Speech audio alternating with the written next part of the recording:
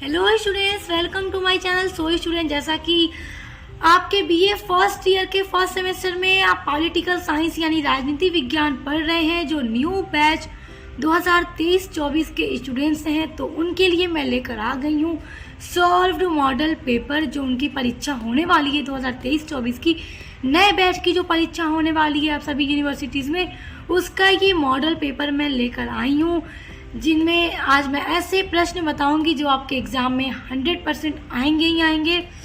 देखिए, राजनीति शास्त्र का जो टाइटल है आपका वो है Indian national movement and constitution of India. तो जिनका भी ये टाइटल है उनके लिए यह वीडियो बहुत ज़्यादा हेल्पफुल होगा, जो न्यू बैच 2023-24 के स्टूडेंट्स हैं। तो चलिए स्टार्ट करते हैं आज का वीडियो और आपके मॉडल पेपर को देखते हैं और आपके इम्पोर्टेंट सभी क्वेश्चन को देखते हैं जो आपके एग्जाम में आपसे पूछे जाएंगे 2024 की होने वाली परीक्षा में। और स्टूडेंट्स देखिए, मैंने आपके बीए फर्स्ट ईयर के फर्स्ट सेमेस्टर में पॉलिटिकल साइंस का जो न्यू बैच है उसकी क्लास भी स्टार्ट कराई है, जिसमें मैं आपके सिलेबस की सभी यूनिट्स को कंप्लीट करवा रही हूँ। मैंने लगभग सारे यूनिट्स को कंप्लीट करवा दिया है, वो भी पूरा नोट्स के साथ, और मैं उसकी प्लेलिस्ट भी बना दी हूँ और प्लेलिस्ट में सारी वीडियोज ऐड हैं, क्योंकि बहुत सारे स्टूडेंट्स मुझे ये कमेंट करते हैं कि मैम हमें ये वाला वीडियो नहीं मिल रहा है। तो देखिए, आप प्लेलिस्ट को चेक किया कीजिए, आपको वहाँ पर सब कुछ मिल जाएगा। तो चलिए स्टार्ट करते हैं आज का वीडियो। अगर आपने अभी तक कुछ भी तैयार नहीं किया है तो आज की वीडियो में बताए गए सभी क्वेश्चन को तैयार कर लीजिएगा। इसको तैयार करेंगे तो आपकी 80% तैयारी पूरी कंप्लीट हो जाएगी। देखिए, आपके पेपर में 3 खंड होते हैं, खंड अ, ब एंड स, और आपका जो पेपर होता है वो इंग्लिश यानी हिंदी दोनों में दिया जाता है, ताकि जो भी स्टूडेंट्स इंग्लिश में पढ़ते हैं उनके लिए इंग्लिश में क्वेश्चन दिए जाते हैं और वही क्वेश्चन हिंदी में भी दिए जाते हैं जो हिंदी में पढ़ते हैं। तो जो जिसमें पढ़ता है उसमें अपने आंसर को लिखेगा। हाँ, ये मत कीजिएगा कि आधा पेपर हिंदी आधा पेपर इंग्लिश में लिख दें। हिंदी में करिएगा तो पूरा हिंदी में, इंग्लिश में करिएगा तो पूरा इंग्लिश में।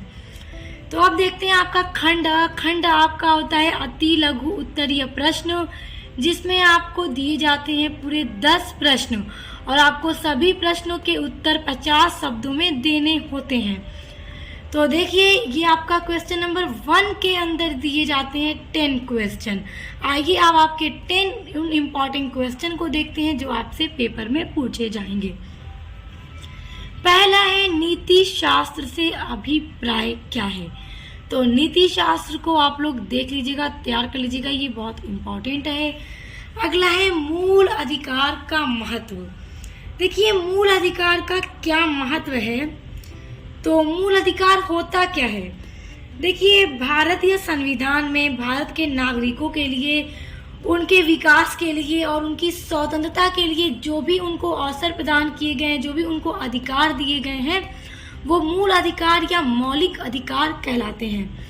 और मूल अधिकार आपके सिलेबस में यूनिट नंबर आपके 3rd में दिया भी गया है, तो मैंने पूरा कंप्लीट करा दिया है। मूल अधिकार का अर्थ, उसकी परिभाषा, उसका विशेषता, उसके महत्व सभी को मैंने करा दिया है। तो आप लोग चेक कर लीजिएगा, प्लेलिस्ट में आपको वीडियो मिल जाएगी। तीसरा आपका बहुत ज्यादा इम्पोर्टेंट क्वेश्चन है और ये आपके पेपर में जरूर पूछा जाएगा। 1857 का स्वतंत्रता संग्राम, यानी कि जो 1857 में जो विद्रोह हुआ था, स्वतंत्रता संग्राम का जो ये आंदोलन जो हुआ था, उस पर आपसे प्रश्न जरूर आएगा। तो थोड़ा सा इसको समझिए। देखिए, जो 1857 का विद्रोह था वो भारतीय स्वतंत्रता के लिए पहला युद्ध था और इस स्वतंत्रता संग्राम की शुरुआत 10 मई 1857 ईस्वी को मेरठ में हुई थी। और यह संग्राम ईस्ट इंडिया कंपनी के खिलाफ बड़े पैमाने पर एक विद्रोह था। देखिए, ये विद्रोह असफल रहा था, लेकिन इसने जनता पर एक बहुत ही बड़ा प्रभाव डाला था और फिर पूरे भारत में स्वतंत्रता आंदोलन को उभारा। यानी कि ये विद्रोह तो असफल हो गया था, लेकिन इसने जनता पर इतना बड़ा प्रभाव डाला कि पूरे भारत में भारत के लोगों पर स्वतंत्रता का आंदोलन मतलब उभारा। लोगों ने आंदोलन करना शुरू किया अपने राष्ट्र को आज़ाद कराने के लिए। तो ये बहुत इम्पोर्टेंट है, आप इनको तैयार कर लीजिएगा। सारी चीज़ें मैंने आपका पूरा नोट्स के साथ कंप्लीट करवा दिया है। अगला आपका इम्पोर्टेंट प्रश्न है, संविधान सभा में कितने सदस्य थे? देखिए, जो संविधान हमारा बनाया जा रहा था, भारत का जो संविधान जो 26 जनवरी 1950 को लागू हुआ था, तो संविधान सभा में कितने सदस्य थे? तो 299 सदस्य थे। याद रखिएगा, बहुत इंपॉर्टेंट है, एग्जाम में पूछा जाता है। अगला आपका प्रश्न है, राष्ट्रपति पद के लिए योग्यताएं बताइए। टॉप लेवल का ये मोस्ट इंपॉर्टेंट क्वेश्चन है। यह आपके पेपर में पूछा जाएगा कि राष्ट्रपति को बनने के लिए, अगर किसी को राष्ट्रपति बनना है भारत का, तो राष्ट्रपति के पद के लिए क्या क्या योग्यताएं होनी चाहिए? तो देखिए, सबसे इम्पोर्टेंट योग्यता ये है कि वह भारत का नागरिक होना चाहिए। अगर भारत का नागरिक ही नहीं होगा तो वो कभी नहीं बन सकेगा। तो इसलिए सबसे पहले तो वो भारत का नागरिक होना चाहिए, और दूसरी ये कि 35 वर्ष की आयु जो है उसकी पूरी हो चुकी हो, और तीसरी योग्यता यह है कि वह संघ अथवा राज्य सरकार के अधीन किसी भी और लाभ के पद पर न हो। चौथी विशेषता ये है कि लोकसभा का सदस्य निर्वाचित होने की उसके अंदर योग्यता होनी चाहिए, तभी वो राष्ट्रपति पद पर बन सकता है। तो ये योग्यताएं होती हैं राष्ट्रपति के पद पर बनने के लिए। देखिए स्टूडेंट्स, आपकी जो यूनिट नंबर 5 है, कार्यपालिका एवं विधायिका, उसमें राष्ट्रपति का टॉपिक जो है उसको मैंने कंप्लीट कराया है, और उसमें अदर भी जितने टॉपिक हैं आपके सिलेबस में, राष्ट्रपति, प्रधानमंत्री, राज्यपाल, मुख्यमंत्री, सर्वोच्च न्यायालय, उच्च न्यायालय, सभी के बारे में पूरा मैंने कंप्लीट करा दिया है। तो अगर आप सभी को पूरा डिटेल में पढ़ना चाहते हैं तो मैं आपको प्लेलिस्ट लिंक इसी वीडियो के डिस्क्रिप्शन बॉक्स में दे दूंगी। आप लोग इस वीडियो को वॉच करने के बाद डिस्क्रिप्शन बॉक्स में दी गई लिंक को ज़रूर चेक कीजिएगा। उसमें आपको अपनी पूरी यूनिट्स पूरी डिटेल के साथ और नोट्स के साथ पढ़ने के लिए मिलेंगी। अगला आपका बहुत ज़्यादा इंपॉर्टेंट क्वेश्चन है, ये आपके पेपर में ज़रूर आएगा, राष्ट्रीय आंदोलन का अर्थ। क्योंकि देखिए, आपका टाइटल है पॉलिटिकल साइंस का, वो खुद ही है भारतीय राष्ट्रीय आंदोलन और भारत का संविधान। तो भारतीय राष्ट्रीय आंदोलन क्या है, उसका अर्थ क्या है, ज़रूर पूछेगा आपसे। तो देखिए, राष्ट्रीय आंदोलन का जो शाब्दिक अर्थ होता है वो है अपने राष्ट्र के लिए आंदोलन। यह देशवासियों के द्वारा राष्ट्र हित में चलाया गया आंदोलन है। देखिए, जब हमारा भारत पूरी तरह से अंग्रेजों के कब्जे में हो चुका था, अंग्रेज यहाँ पर शासन कर रहे थे, तो हमारे भारत को आज़ाद कराने के लिए जो भी आंदोलन किए गए और यहाँ के लोगों के दिलों में राष्ट्रवाद की भावना पैदा हुई और लोगों ने मिलकर आंदोलन करना शुरू किया अपने राष्ट्र को आज़ाद कराने के लिए, तो वही राष्ट्रीय आंदोलन है। तो इसी तरह से आपको लिखना होगा। इसके ऊपर भी वीडियो पूरी डिटेल मैंने अपलोड की हुई है, आप लोग को सारी चीज़ें डिस्क्रिप्शन बॉक्स में दी गई लिंक पर मिलेगी। अगला आपका इम्पोर्टेंट क्वेश्चन है, संविधान कितने भाषा में लिखा है? देखिए, हमारे भारत का संविधान कितने भाषा में लिखा है? तो देखिए, हिंदी एंड इंग्लिश 2 भाषा में लिखा है। उसके अलावा हमारे संविधान के अंदर 22 भाषाओं का उल्लेख है। अगला इम्पोर्टेंट क्वेश्चन है आपका, 1935 का भारत शासन अधिनियम कब लागू हुआ? तो देखिए, भारत सरकार अधिनियम जो 1935 है वो ब्रिटिश संसद द्वारा 1935 में पारित किया गया था, और ये लागू हुआ था 1937 ईस्वी में। और देखिए, ये ब्रिटिश सरकार के द्वारा ही बनाया गया था भारत शासन अधिनियम। इसके बारे में मैंने पूरी वीडियो अपलोड कर रखी है, जैसे जिस तरह से पूरा जो संविधान जैसे बना। जैसे आपका यूनिट नंबर 2 है संवैधानिक विकास के चरण, उसमें पूरा लाइन से मैंने सभी एक्ट के बारे में, जितनी भी उन्होंने अधिनियम बनाए अलग अलग, जब अंग्रेज यहाँ आए तब उन्होंने संविधान बनाना शुरू किया था। देखिए, उससे पहले ना कोई संविधान नहीं था, पहले राजा हुआ करते थे और राजा जो कह देता था वही समझ लीजिए संविधान है, वही जनता करती थी, वही वो पालन किए जाते थे। मगर जब अंग्रेज यहाँ पर आए तो उन्होंने जब यहाँ पर अपना साम्राज्य स्थापित कर लिया तो फिर उन्होंने धीरे धीरे अधिनियम बनाने शुरू कर दिए, अलग अलग अधिनियम में अलग अलग चीज़ें वो लागू करते थे। फिर उसके बाद जब हमारा भारत आज़ाद हुआ तो फिर हमारे भारत का नया संविधान बनकर तैयार हुआ, जो कि जिसको बनाने में पूरा 2 साल 11 महीना 18 दिन का समय लगा था। फिर वो लागू हुआ था 26 जनवरी 1950 को, जिसे हम प्रतिवर्ष गणतंत्र दिवस के रूप में मनाते हैं। अब देखिए, अगला आपका क्वेश्चन है, भारत में उच्च न्यायालय की स्थापना कब और कहां पर हुई थी? देखिए, ये जो आपका प्रश्न है वो बहुत ही ज्यादा इम्पोर्टेंट प्रश्न है और ये एग्जाम में जरूर आएगा। तो देखिए, उच्च न्यायालय मतलब हाई कोर्ट। तो सबसे पहले भारत में 1962 में हाई कोर्ट बनाया गया था और ये 3 जगहों पे बनाया गया था, कलकत्ता में, मुंबई में और मद्रास में। तो ये 3 हाई कोर्ट बनाए गए थे 1862 ईस्वी में।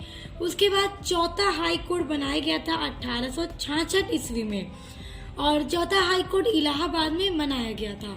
तो ये आपके एग्जाम में पूछा जाएगा, तो आप लोग इसी तरह से लिखिएगा कि भारत में सबसे पहले 3 उच्च न्यायालय की स्थापना हुई थी जो 1862 ईस्वी में हुई थी, मुंबई में, मद्रास में और कोलकाता में। और उसके बाद चौथा उच्च न्यायालय इलाहाबाद में 1866 ईस्वी में बनाया गया था। तो वेरी शॉर्ट में आप इसी तरह से लिखिएगा। अब देखिए आपका अगला है रेगुलेटिंग एक्ट 1773। देखिए ये बड़ा इंपॉर्टेंट क्वेश्चन है, रेगुलेटिंग एक्ट 1773। देखिए अभी मैंने आपको बताया कि पहले कोई संविधान नहीं था, तो जो राजा होते थे जो कह देते थे वही संविधान हो जाता था और उसी का पालन जनता करती थी और सभी लोग करते थे, जो भी मंत्री वजीर जो भी होते थे। लेकिन जब अंग्रेज यहाँ पर आए तो उन्होंने धीरे धीरे एक्ट बनाने शुरू किए, अधिनियम बनाने शुरू किए। तो अंग्रेजों के द्वारा जो सबसे पहला एक्ट बनाया गया था वो था रेगुलेटिंग एक्ट, जो कि 1773 में बनाया गया। तो इसीलिए ये रेगुलेटिंग एक्ट 1773 के नाम से प्रसिद्ध है और इसको जाना जाता है। तो देखिए ये regulating act east India company की गतिविधियों से संबंधित पहला संसदीय कानून था। और इस अधिनियम के द्वारा क्या हुआ कि बंगाल के जो गवर्नर थे उनको बंगाल का गवर्नर जनरल कहा जाने लगा था और उनकी सहायता के लिए, यानी बंगाल के गवर्नर जनरल की सहायता के लिए 4 सदस्यों का गठन किया गया था। और मुंबई के जो गवर्नर थे उनकी जो भी शक्तियां थी उनको बंगाल के गवर्नर जनरल के अधीन कर दिया गया था और उनकी जो प्रेसिडेंसी थी वो बंगाल के गवर्नर जनरल के हाथों में चली गई और सारा कुछ जो बंगाल के गवर्नर जनरल के अंडर था और सभी चीजें वही देखा करते थे। अब देखिए ये आपका यूनिट नंबर 2 जो है संवैधानिक विकास के चरण, संविधान सभा का निर्माण और भारतीय संविधान का दर्शन, नागरिकता, ये यूनिट नंबर 2 है। तो इसमें जो आपका पहला टॉपिक है संवैधानिक विकास के चरण, तो मैंने एकदम स्टार्ट से लेकर पूरा एंड तक पढ़ा दिया है एक वीडियो में। वीडियो आपको डिस्क्रिप्शन बॉक्स में दी गई प्लेलिस्ट में मिल जाएगी, जिसमें मैंने रेगुलेटिंग एक्ट से लेकर पूरा एंड तक बताया है कि कैसे कैसे क्या क्या एक्ट आया, अधिनियम है और फिर किस तरह स्वतंत्रता अधिनियम पारित हुआ था। तो ये 10 इम्पॉर्टेंट क्वेश्चन है आपके अति लघु उत्तरीय प्रश्न के, बहुत इंपॉर्टेंट है, आप इनको तैयार कर लीजिएगा। आइए अब आपका खंड ब देखते हैं। अब आ जाते हैं आपके खंड ब में। खंड ब होता है आपका लघु उत्तरीय प्रश्न, जिसमें आपको 8 प्रश्न दिए जाएंगे पेपर में और किन्हीं 5 प्रश्नों के उत्तर आपको 200 शब्दों में लिखने होंगे। तो देखिए इसमें आपको मैं बता रही हूँ जितने क्वेश्चन आप उनको तैयार कर लीजिएगा, बहुत इंपॉर्टेंट ये क्वेश्चन है आज के मॉडल पेपर के सभी। आप इनको तैयार कर लेंगे तो समझ लीजिए आपकी पूरी तैयारी हो जाएगी। देखिए पहला है मुख्यमंत्री और राज्यपाल के संबंधों की चर्चा कीजिए। देखिए आपके सिलेबस में जो यूनिट नंबर 6 है उसमें मुख्यमंत्री और राज्यपाल के बारे में मैंने अलग अलग से पूरा वीडियो अपलोड किया है और फिर मुख्यमंत्री और राज्यपाल के बीच में जो भी संबंध है उनको भी मैंने पूरा करवा दिया है। तो आपको सारी चीज़ें पूरी डिटेल में मेरे चैनल पर पढ़ने के लिए मिलेंगी। मैंने आपसे पहले ही कह दिया है कि डिस्क्रिप्शन बॉक्स में दी गई लिंक में आपको सब कुछ मिल जाएगा। दूसरा है आपका राज्य के नीति निर्देशक सिद्धांत। देखिए राज्य के नीति निर्देशक तत्व जो हैं ये भी बहुत इंपॉर्टेंट है और ये आपके पेपर में जरूर आता है और यूनिट नंबर 3 में आपका ये टॉपिक दिया गया है, इस पर भी मैंने पूरा वीडियो अपलोड कर दिया है। देखिए आप क्वेश्चन नंबर 3 है प्रधानमंत्री की शक्तियां एवं कर्तव्य निर्धारित कीजिए। देखिए प्रधानमंत्री की जो भी शक्तियां हैं, जो भी पावर है, उनके जो कर्तव्य है उनके बारे में लिखने के लिए कह सकता है पेपर में। देखिए प्रधानमंत्री जो है देश की जो सबसे पूरी शक्ति है देश को चलाने की, वो प्रधानमंत्री के हाथों में होती है और देश का जो प्रधान होता है वो प्रधानमंत्री ही होता है। तो प्रधानमंत्री के ऊपर आपका ये जो टॉपिक है यूनिट नंबर 5 में है आपके सिलेबस में। यूनिट नंबर 5 है आपकी संघ कार्यपालिका एवं विधायिका, उसमें प्रधानमंत्री के बारे में पूरा पढ़ा दिया है, उनकी शक्तियां, उनके कर्तव्य, सब कुछ मैंने कंप्लीट करवा दिया है। तो आप डिटेल में पढ़ लीजिएगा, पूरी यूनिट्स को पढ़ा दिया है। अगला है आपका भारतीय राष्ट्रीय आंदोलन की विशेषताएं लिखिए। ये भी आपके यूनिट नंबर 1 में है, इसको भी मैंने कंप्लीट करा दिया है। देखिए भारतीय राष्ट्रीय आंदोलन की क्या क्या विशेषताएं हैं, ये आपके पेपर में ज़रूर आएगा, इसलिए इनको भी देख लीजिएगा। ऑलरेडी सभी वीडियोस चैनल पर अपलोडेड हैं। अगला है विधानसभा के कार्य एवं शक्तियां लिखिए। देखिए विधानसभा के कार्य और शक्तियां, इनको भी मैंने पूरा कंप्लीट करवा दिया है। अब देखिए अगला है भारतीय संविधान की प्रस्तावना के संवैधानिक महत्व की समीक्षात्मक विवेचना कीजिए। भारतीय संविधान की जो प्रस्तावना है और संवैधानिक महत्व की समीक्षा, यानी कि पूरा उल्लेख करके लिखिए 200 शब्दों में। तो इसको भी देख लीजिएगा, ये भी टॉप लेवल का क्वेश्चन है। आज की वीडियो के हर प्रश्न टॉप लेवल के ही हैं। अगला है मौलिक अधिकार का अर्थ एवं विशेषता बताइए। देखिए मौलिक अधिकार मैंने आपको बताए थे ना अभी कि भारतीय संविधान में भारत के नागरिकों को मतलब विकास करने के लिए और उनको स्वतंत्र रहने के लिए, कोई भी कार्य करने के लिए अधिकार दिया गया है संविधान के द्वारा, जिन्हें मौलिक अधिकार कहा जाता है। मौलिक अधिकार कौन कौन से हैं, इनके ऊपर भी वीडियो मैंने बनाई है। मौलिक अधिकार होता क्या है, इसके ऊपर बनाई है। इसकी विशेषता, इसके महत्व, इसके ऊपर पूरी वीडियो मैंने बना दी है। यूनिट नंबर 3 जो आपके सिलेबस में है, उसमें आपको मौलिक अधिकार के बारे में पढ़ना है, तो आप लोग देखकर पढ़ लीजिएगा। प्लेलिस्ट में चेक करके आपको पूरा इसका आंसर मिल जाएगा। अब आ जाते हैं आपके पेपर के खंड समय। खंड समय में आपको आज 4 प्रश्न बताऊंगी जो कि आपके एग्जाम के पॉइंट ऑफ व्यू से बहुत इंपॉर्टेंट है। देखिए खंड समय आपको 4 प्रश्न दिए जाते हैं, जिसमें से आपको किसी 2 प्रश्नों के उत्तर 500 शब्दों में देने होते हैं। यानी इन 4 प्रश्नों में से जो आपको 2 प्रश्न बहुत अच्छे से लर्न होगा, आप उनके आंसर 500 वर्ड्स में लिखिएगा। पहला इंपॉर्टेंट क्वेश्चन आपका है भारतीय संविधान में संशोधन की प्रक्रिया का परीक्षण कीजिए। देखिए भारतीय संविधान में संशोधन की जो प्रक्रिया है उसको पूरा लिखने के लिए कहा जाएगा, 500 शब्दों में लिखना होगा। ये बहुत इंपॉर्टेंट है, आप इसको तैयार कर लीजिएगा, ये आपके पेपर में जरूर आ सकता है। अगला है भारतीय सर्वोच्च न्यायालय के अधिकारों का परीक्षण कीजिए। देखिए सर्वोच्च न्यायालय यूनिट नंबर 7 में आपके है, तो सर्वोच्च न्यायालय के बारे में भी मैंने पूरा कंप्लीट करवा दिया है, यूनिट नंबर 7 आपकी, तो देख लीजिएगा। बहुत इंपॉर्टेंट है सर्वोच्च न्यायालय, यानी कि सुप्रीम कोर्ट, हाई कोर्ट, इनसे प्रश्न तो आपके आएंगे ही आएंगे।